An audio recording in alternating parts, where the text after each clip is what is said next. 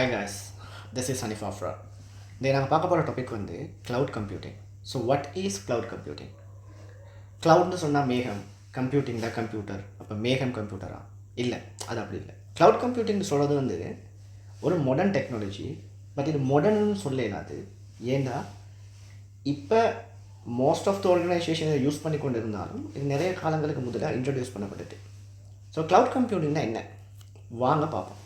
But cloud கம்ப்யூட்டிங்கை பற்றி தெரிஞ்சு கொள்ள ஒன் ப்ரமிசஸ், அதாவது கம்பெனிஸ், ட்ரெடிஷ்னல் கம்பெனிஸ் வந்து எப்படி வேலை செஞ்சிச்சு, அவங்க எப்படி வந்து அவங்களுடைய டேட்டா அப்ளிகேஷன்ஸோட ஒர்க் பண்ணினாங்கன்னு சொல்கிறத விளங்கினா தான் இந்த க்ளவுட் கம்ப்யூட்டிங் மாடல் எப்படி வந்துச்சுன்னு சொல்கிறத வந்து விளங்கி கொள்ளலாம்.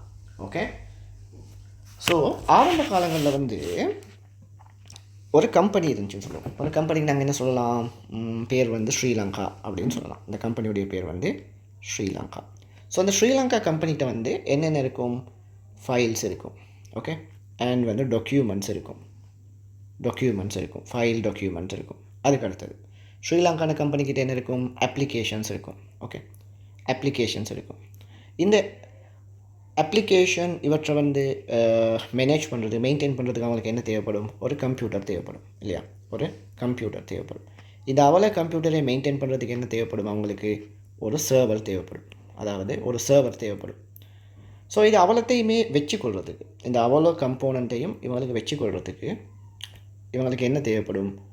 ஒரு அட்ரஸ் அல்லது ஒரு ஃபிசிக்கல் லொக்கேஷன் அப்படின்னு சொல்லலாம். ஒரு ஃபிசிக்கல் லொக்கேஷன் வந்து தேவைப்படும். அதாவது அவங்களுக்கான அட்ரஸ். அந்த ஃபிசிக்கல் லொக்கேஷனில் அவங்களோட பில்டிங் இருக்கும். இது தான் அவங்களோட பில்டிங்னு சொல்கிறேன். 1 2 3 3 தட்டு பில்டிங். ஸோ இந்த பில்டிங்கில் வந்து இவங்க என்ன செய்வாங்க? இது அவலத்தையும் இதுக்குள்ளே வச்சுருப்பாங்க. அதுக்குள்ளே ஒரு சர்வர் இருப்பார், அவருக்கு கீழே கொஞ்சம் கம்ப்யூட்டர்ஸ் இருப்பார். இந்த கம்ப்யூட்டர்ஸுக்குள்ளே அவங்களுக்கு தேவையான டேட்டா இருக்கும். இவரோட சேர்த்து ஒரு ஸ்டோரேஜ் அட்டாச் பண்ணிப்பட்டிருப்பார். இவர் வந்து நேஸ் நெட்வொர்க் அட்டாச் ஸ்டோரேஜ்னு சொல்லுவோம். இப்படி நிறைய கம்போனன்ட்ஸ் வரும் இல்லையா? ஸோ இப்படி வந்து ஒரு ஃபிசிக்கல் லொக்கேஷனில் எல்லாத்தையும் வச்சு கொண்டு இருக்கும்போது நிறைய பிரச்சனைகள் வரும். அதாவது நாளுக்கு நாள் டெக்னாலஜி டெவலப் ஆக புது ட்ரெண்ட்ஸ் வரும். புது டெக்னாலஜிஸ் இன்ட்ரடியூஸ்ட் ஆகும் மார்க்கெட்டில். அப்போ நான் இன்ட்ரடியூஸ் ஆகிறதுன்னு அவங்க என்ன செய்யணும்? அவங்களோட ஆர்கனைசேஷனை இம்ப்ளிமெண்ட் பண்ணணும். ஸோ அப்படி அவங்க இம்ப்ளிமெண்ட் பண்ணும்போது அங்கே காஸ்ட் வரும் இல்லையா? காஸ்ட் வரும். அதாவது என்ன நடக்கும்? நிறைய சல்லி செலவழிக்க வேண்டி வரும். அதுக்கு அடுத்தது கொஸ்ட்டுக்கு அடுத்தது அவங்களுக்கு என்ன வரும்? முதலாவது கொஸ்ட், ஒரு முதல் ப்ராப்ளம் நாங்கள் சொல்லுவோமே. ரெண்டாவது ப்ராப்ளம் அவங்களுக்கு கொஸ்ட்டுக்கு அடுத்தது என்ன வரும்?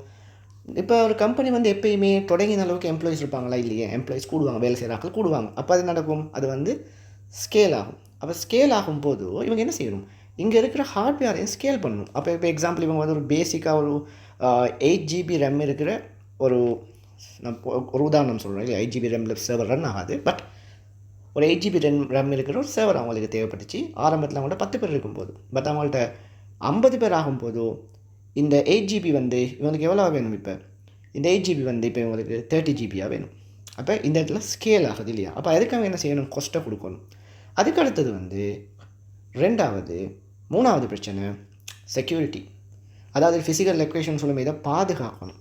அதாவது 2 வகையான பிரச்சனை இருக்குமே. செக்யூரிட்டின்னு சொல்லி வரும்போது 2 வகையான பிரச்சனை இருக்கும். ஒன்று வந்து ஃபிசிக்கல், யாராச்சும் வந்து இதை உடைச்சிட்டு இதுக்குள்ளே போயிட்டு இலக்க சாமான் எடுத்துக்கொள்ளலாம். இல்லாட்டி வந்து ஹேக்கர்ஸ் என்ன செய்யலாம்? ஒரு ஹேக்கிங் சாஃப்ட்வேரோ அல்லது ஏதாச்சும் வச்சு வந்து உள்ள இருக்கிற டேட்டா வந்து ஹேக் பண்ணலாம். ஸோ இதை மாதிரி நிறைய பிரச்சனைகள் வந்து இருந்துச்சு, இவங்களுக்கு எல்லாம் இருந்துச்சு. ஸோ இந்த பிரச்சனைகளை, இந்த அவலத்தை இந்த கன்செப்ட் அவலத்தையும் யார் நோட் பண்ணி கொண்டு இருந்தாங்க? இண்டஸ்ட்ரியில் இருக்கிற, அதாவது இந்த கன்செப்ட் அவலத்தை யார் நோட் பண்ணி கொண்டு இருந்தாங்க? இண்டஸ்ட்ரியில் இருக்கிற லீடிங் சர்வீஸ் ப்ரொவைடர்ஸ். யார்? Leading service providers. இவங்க என்ன செஞ்சுருந்தாங்க? நோட் பண்ணி கொண்டு இருந்தாங்க. ஸோ இண்டஸ்ட்ரியில் இருக்கிற லீடிங் சர்வீஸ் ப்ரொவைடரை நாங்கள் யாரை சொல்லலாம்? ஒன்று வந்து கூகுள், அடுத்தது மைக்ரோசாஃப்ட், மூணாவது யார்? அமேசான். ஏடபிள்யூஎஸ்ன்ற கமன் நேம் யூஸ் பண்ணலாம். AWS நேம் அவர் க்ளவுட் சர்வீஸ் நேம். ஸோ இந்த சர்வீஸ் ப்ரொவைடர் என்ன செஞ்சாங்க? பார்த்து கொண்டு இருந்தாங்க. இப்படி ஒரு விஷயமும் நடக்குது. ஸோ நாங்கள் என்ன செய்யலாம்? நாங்கள் என்ன செய்வோம்? எல்லா கம்ப்யூட்டர் ரிசோர்ஸஸையும் நாங்கள் என்ன செய்வோம்? ரெண்ட்டுக்கு கொடுப்போம். சும்மா இவங்க இதாக்குறாங்களா? அப்போ அதன் மூலமாக நாங்கள் மணி மேக் பண்ணிக்கொள்வோம் அப்படின்ற ஒரு கன்செப்ட் அவங்க உருவாக்குறாங்க. அப்போ அவங்க உருவாக்கினது மூலம் அவங்க என்ன செய்கிறாங்கன்னு சொன்னால், எல்லா கம்பெனிஸுக்கும், அதாவது எல்லா ஆக்களுக்கும் ஒரு ஆஃபர் தராங்க. சொல்கிறாங்க, உனக்கு என்னென்ன நீ யூஸ் பண்ணுறா? யூஸ்வலி நீ யூஸ் பண்ணுறது என்னவாக இருக்குது? ஒன்று வந்து ஸ்டோரேஜாக இருக்குது.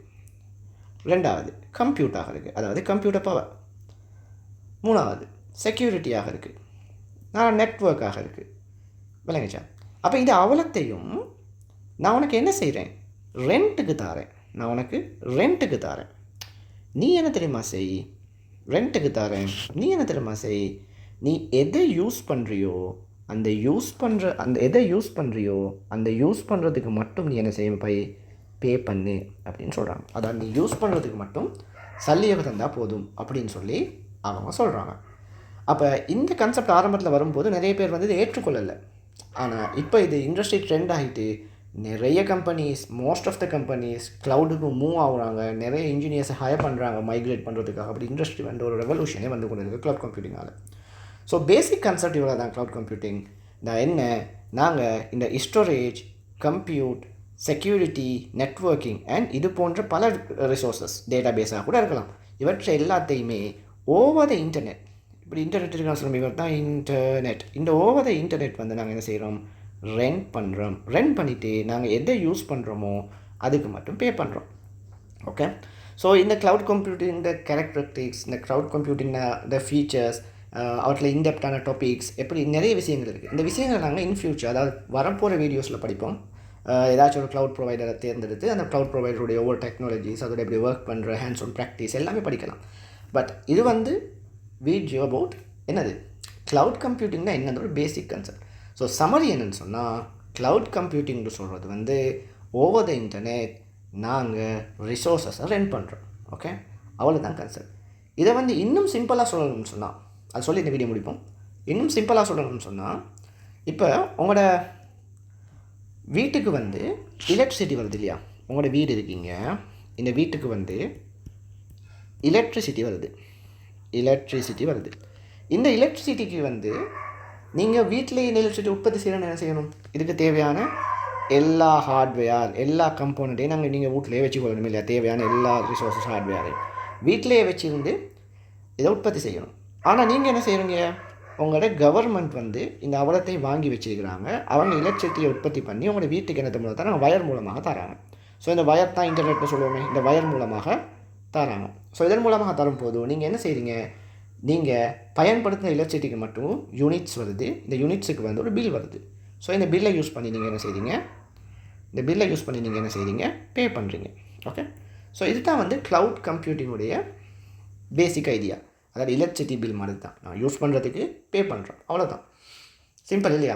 அதாவது யாராச்சும் க்ளவுட் கம்ப்யூட்டிங்னு கேட்டாங்கண்டா, நாங்கள் வந்து க்ளவுட் சர்வீஸ் ப்ரொவைடர்கிட்ட ரிசோர்ஸஸை, அதாவது compute, storage, networking, security, database, any of the ரிசோர்ஸஸை நாங்கள் ரெண்ட்டுக்கு எடுக்கிறோம். ரெண்ட்டுக்கு எடுத்து நாங்கள் யூஸ் பண்ணுற அளவுக்கு மட்டும் பே பண்ணுறோம். இதுக்கான நேம் தான் வந்து க்ளவுட் கம்ப்யூட்டிங், அவ்வளோதான். Thank you guys. இன்னும் வீடியோஸ் வரும் பாருங்கள். நிறைய டாபிக்ஸ், காம்ப்ளெக்ஸான டாபிக்ஸாக நான் ஈஸியாக எக்ஸ்பிளைன் பண்ணுறேன். தேங்க்யூ ஃபார் வாட்சிங்.